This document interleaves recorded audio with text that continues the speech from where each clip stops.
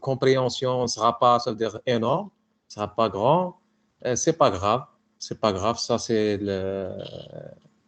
les choses d'online. Et ça veut dire, il faut donc assumer ça. Bon, bien sûr, s'il y a des choses qui sont pas claires ou là ambiguës, on va les refaire dans ça veut dire, des séances en présentiel où il faut s'adapter, hein. Donc, il y a le conseil que je vous donne, il faut s'adapter, il faut bosser, il faut bosser. Bon, je vais partager donc les slides. Je vais même upload les slides. Il y a trois chapitres dans ce module, c'est logique mathématique. Chapitre 1, c'est la logique des propositions. Chapitre 2, c'est la logique des prédicats. Et chapitre 3, c'est introduction à la calculabilité. Si on a le temps, on va faire quand même quelques séances de ce chapitre. Parce que d'habitude, l'année passée, on n'a pas fait ce chapitre, faute de temps. D'habitude, je ferais, ça veut dire, je faisais donc une ou deux séances dans ce chapitre, juste pour ça veut dire donner l'essentiel donc du module. Donc, je partagerai donc les slides.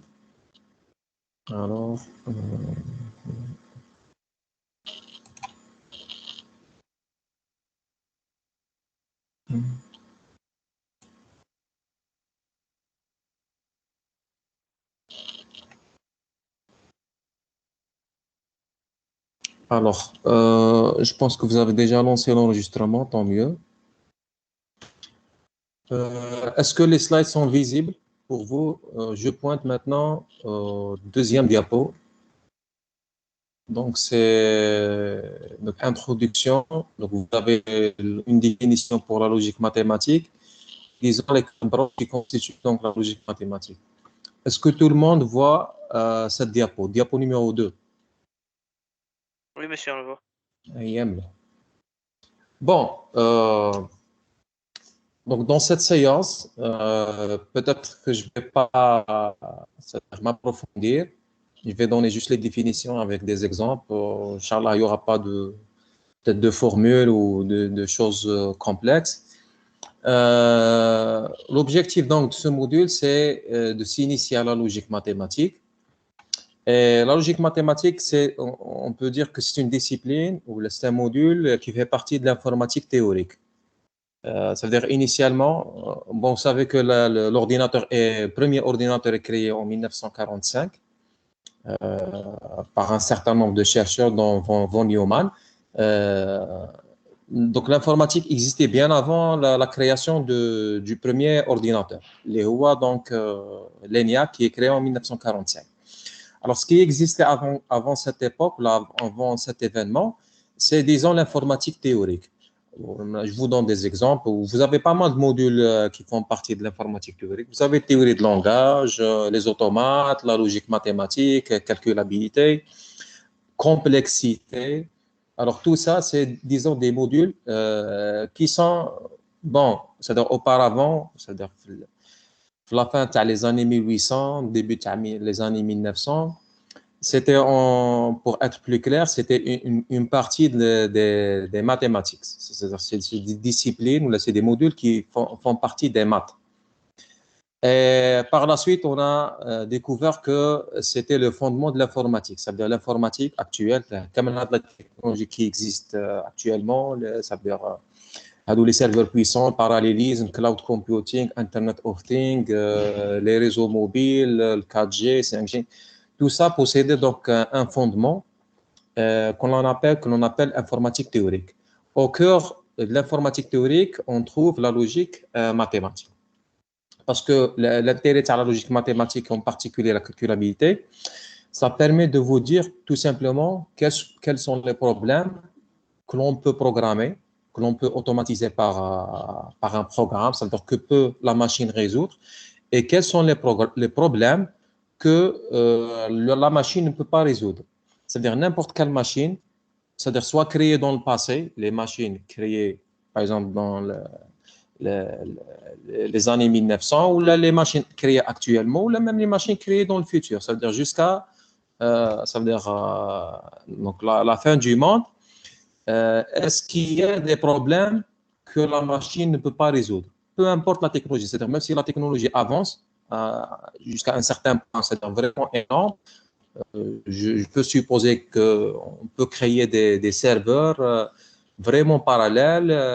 Par exemple, dans la vitesse, c'est plusieurs gigahertz et le nombre de processeurs, peut-être, ça a des milliards de nœuds. Est-ce qu'avec, ou bien sûr la RAM, supposons même la RAM ou bien le disque dur en détail vraiment énorme, est-ce qu'il y a toujours des problèmes que l'on ne peut pas résoudre avec ces machines géantes? Alors, la réponse, bien sûr, on peut la voir ici dans la logique mathématique, en particulier la calculabilité. Donc, c'est ça, en d'autres mots, l'intérêt de la logique mathématique, c'est-à-dire à chaque fois qu'on vous donne un problème, il faut poser la question, est-ce qu'il est calculable ou bien est-ce qu'il est décidable? Est-ce qu'on peut l'automatiser avec des programmes ou bien sur des machines. Alors, à tête comme donc, le but final, c'est-à-dire où est le lien entre logique mathématique et qu'est-ce qui se passe aujourd'hui, c'est-à-dire parce que l'informatique en principe c'est résoudre des problèmes réels avec des programmes, c'est-à-dire avec des machines. Puisque les problèmes deviennent de plus en plus complexes, actuellement on parle par exemple de véhicules autonomes.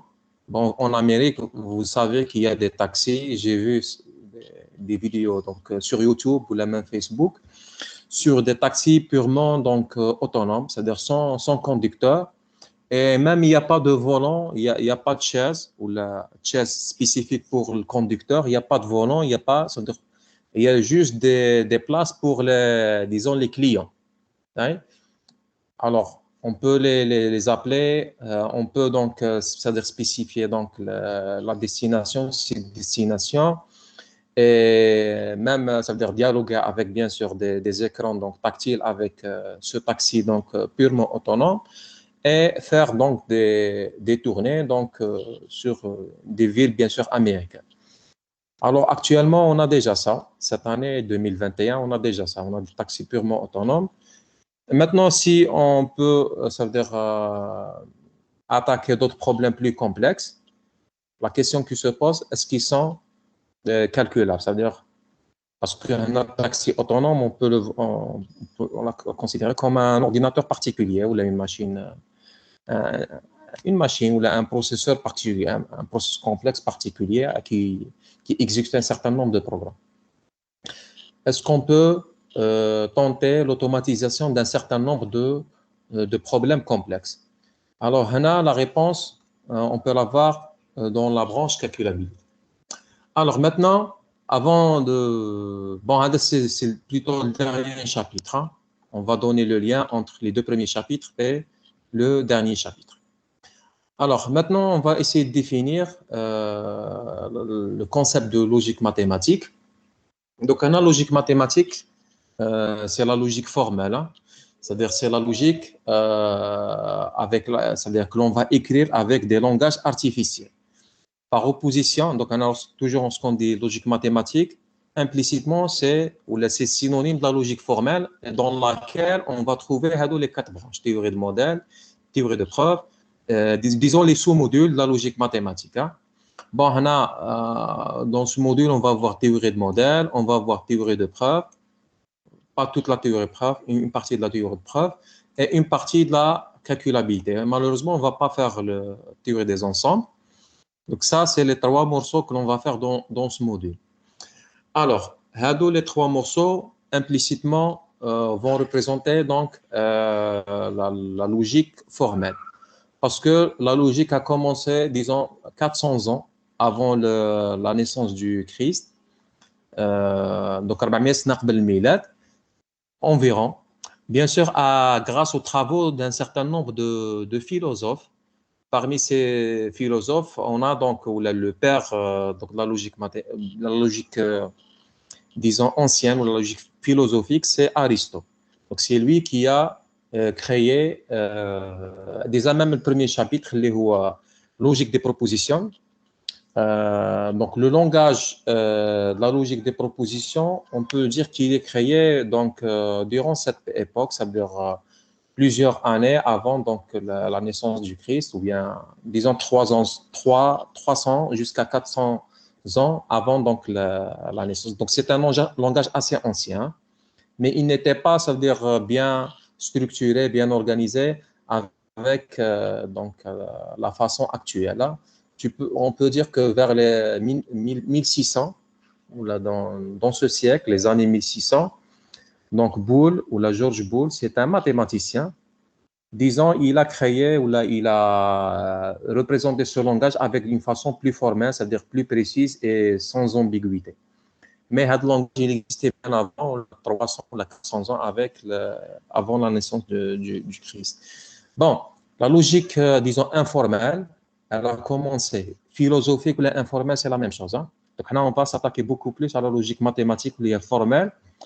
Vous pouvez dire que la naissance de la logique formelle ou la logique mathématique, bon, si je compte le travail de George Boole, qui est fait durant les années 1600, on peut dire que cette date, c'est, disons, ce siècle-là, c'est la naissance, disons, de la logique mathématique. Mais la vraie, disons, les travaux les plus puissants, les plus majeurs, disons, ils ont commencé vers la deuxième moitié du 19e, voilà, le 19e siècle, c'est-à-dire les années 1800.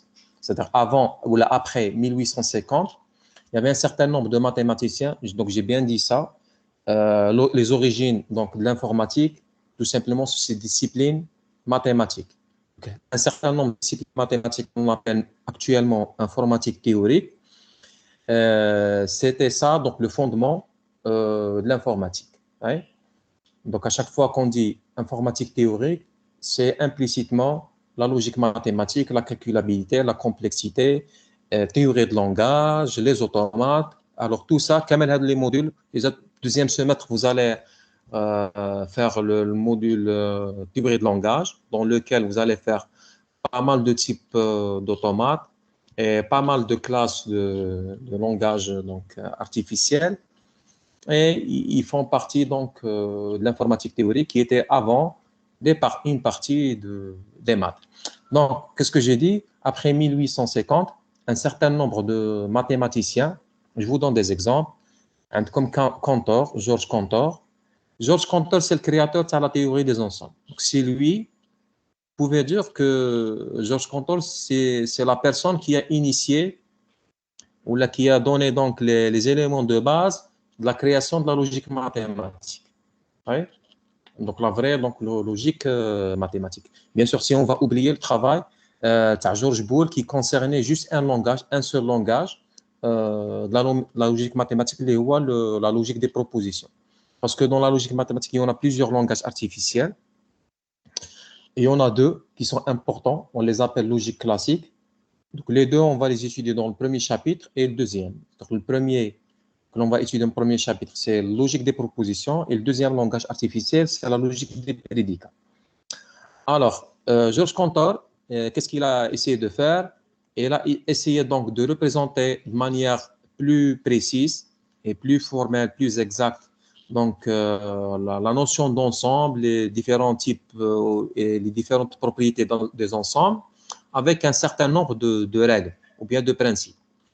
Alors, les règles ou bien les principes vont constituer ce qu'on appelle théorie des ensembles.